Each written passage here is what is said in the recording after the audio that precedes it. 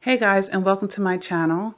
I'm doing like a series where I'm just going into the devalue stage. So if you haven't watched my other videos that I've just recently put up about the devalue phase and you want to get more into that stage and understand it in your life, go ahead and check those out. I did put up 10 reasons why the narcissist devalues you, and I also put the ultimate reason why the narcissist devalues you. So go ahead and check those out.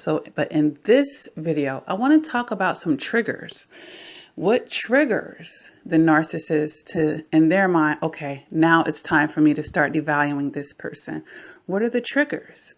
Because someone asked me in my last video, does the devalue phase come after the love bomb stage?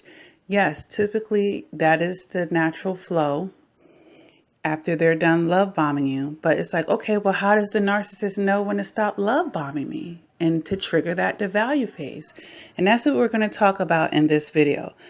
The reason why the narcissists begin to devalue you is going to be one or two things for the most part. You fell for the love bomb phase or you didn't fall for it. Sometimes, you can call that narcissistic injury because you didn't take the bait from the narcissist to begin with. And it may not even be because you knew that this was a narcissist. It could have just been, on a dating website and you didn't know this narcissist was trying to get with you. You checked out their profile. I'm not really attracted to this person. I'm not really feeling this person. And you decline them. Now you've caused a narcissistic injury and they're going to start devaluing. I didn't never want you anyway, B, or bitch. I guess we're all adults. I can say the word. But, yeah, so if you're automatically rejecting them, they're going to have to do something to reject you more than not so that they can feel like you didn't have the upper hand on them. But let's go ahead and talk about in a romantic relationships when you fell for the love bomb phase. So what does that mean? That means that the narcissist was able to successfully get you to buy their false self. You are just in love with it. You're loving it because, of course, they're mirroring you. That's what the false self is going to be in the love bomb phase. You're falling in love with yourself, and the narcissist is presenting yourself to you. So, yes, we tend to like things that are like us, most of us, unless we have some self-hate. But he's taking your positive attributes. So we all tend to like the positive things about ourselves. So it still works either way, even if you have that self-hate. All right, so you fell for the love bomb phase. So what happens when you fall for the love bomb phase? You're on cloud nine. You're probably in love with this person. You're already thinking about babies and marriage and long term. And you found your twin flame. All these, intense things is going on with you right now. So what does the narcissist know if you're in this type of space with them? They have you wrapped around their fingers.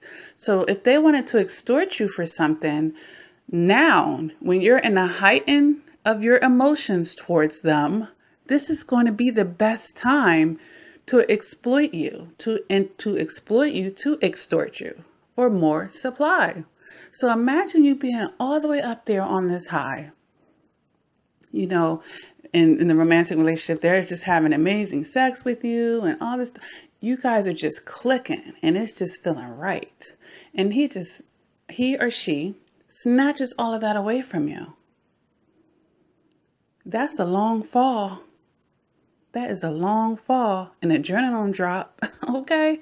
And most people are like, whoa, wait a minute, I was having fun. I want that back. And just like I mentioned in the other video, you might try to reconcile that. You're going to approach them. Hey, what's going on? Is everything all right? You're going to try to have conflict resolution with a person that ain't trying to resolve conflicts, okay? And that's why it's set up to fail from the gate, okay? But yes, you fell for the love bomb phase. They feel like they got you wrapped around their hands, fingers, basically, let's just say the hands, because sometimes they really have you wrapped. So it's more than a finger, okay? And they're like, okay, I can drop my mask on this person because they care about me so much. They've enjoyed me so much. I feel like I can drop my mask with them and get comfortable. So that's what happens when you fall for the love bomb phase. The narcissist is getting comfortable. They're in their comfort zone with you. They feel confident that they can devalue you at this point and still keep you. They can go ahead and get you moving on in a cycle of abuse now. and they feel like they can keep you on there because they have enough to offer you and your pleasures, okay, that will keep you patient with them and keep you eating this. But while you're staying patient with this process, you're getting acclimated to it. And before you know it, you're getting accustomed and you're getting used to it. Now, this doesn't work for everybody. You know, there are people that do actually just hold their emotions enough and they're not prematurely attaching and they enjoy the narcissist. And the narcissist might think that because they're enjoying it, that, okay, yeah, I can try this. And they fail. They start devaluing on the person like, oh, hell to the no. And it's over at that point. You know, they don't always get it right. They're not psychics per se. They're not. People might feel like it because they study, you know, they study their target. You know, they are studying you, but they're not psychics. They don't know everything. And they get it wrong too. But yes, this is typically what's happening that's triggering the narcissist to say, okay, I can devalue you now. You fell for the love bomb phase or you didn't fall for it and they're trying to save face for their ego. And another reason, I'm going to give you a third reason, is out of boredom. And you're like, what? They're devaluing me out of boredom? This is more of, this could be in a primary. I'm thinking of it more outside of it. Let's say that you have to deal with the narcissist. You guys are quote unquote co-parenting and you guys are trying to make arrangements for the children. You know, the narcissist, they hate to have to step outside of themselves and be selfless. So taking care of children, paying child support, doing things, this is going to be eating them up on the inside. It does. It really does. So they're going to try to devalue you and argue with you here and there because they're mad. They're, you know, and just out of boredom, you're you're a supply that they can reach out to, right? About the children, and they can use that opportunity to, you know, use you as an emotional punching bag. Okay. So they can do it because they're just mad that they have to do stuff and they're doing it out of boredom. Like they can use that relationship with you because chances are you're not the primary source anymore, basically, right? But yeah, they can use little opportunities with you to try to, I'm bored.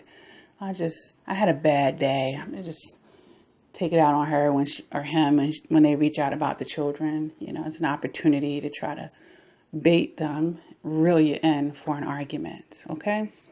So these are the type of things that triggers the narcissist. And I'm not going to mention things that I put on my top 10 list over there, but this is just more, this video is just going a little bit deeper than that top 10 list and understanding what triggers them to go ahead into the devalue phase and make it feel like it's okay.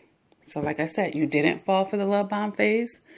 You did fall for the love bomb phase, which is the number one reason why. And then out of boredom, okay? Because they're getting comfortable. They're getting comfortable, basically. And then, you know, when you didn't fall for the love bomb phase, they have nothing to lose. They can just unmask themselves, bam, you know, vomit all their nastiness onto you. When you did fall for the love bomb phase, they feel like they have leverage because you fell for the love bomb phase. Oh, if this person actually loves me, they're not going to walk away very easily. So I can be naughty. I can do bad things. And I think they'll still stick around because they love me.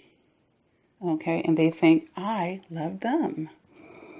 All right. And love is what? Patient. Love is kind. But you're giving them the fruits of the spirit and they're certainly not giving it to you. Okay.